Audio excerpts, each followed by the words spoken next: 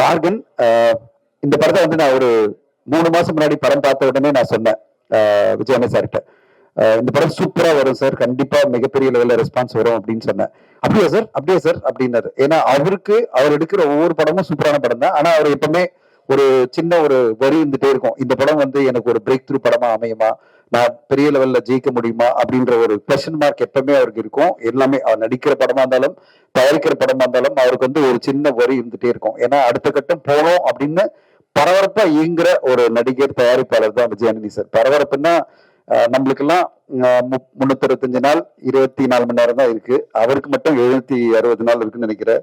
அந்த 48 மணி நேரம் இருக்குன்னு பரபரப்புன்னா அவ்வளவு பரபரப்பு. நேற்று நைட்டு இதுல போய் பாரிஸ்ல போயிட்டு கான்சர்ட் பண்ணிட்டு லைவ் இன் கான்சர்ட் பண்ணிட்டு துபாய் வந்து இங்கிருந்து இன்னைக்கு வந்து இந்த சக்சஸ் மீட் அட்டன் பண்றாரு. அந்த அளவு பரபரப்பு.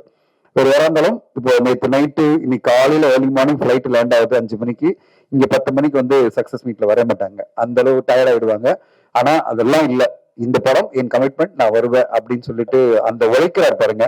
அந்த உழைப்புக்காக கிடைச்ச வெற்றியை தான் நான் மார்கனோட வெற்றியை பாக்குறேன்.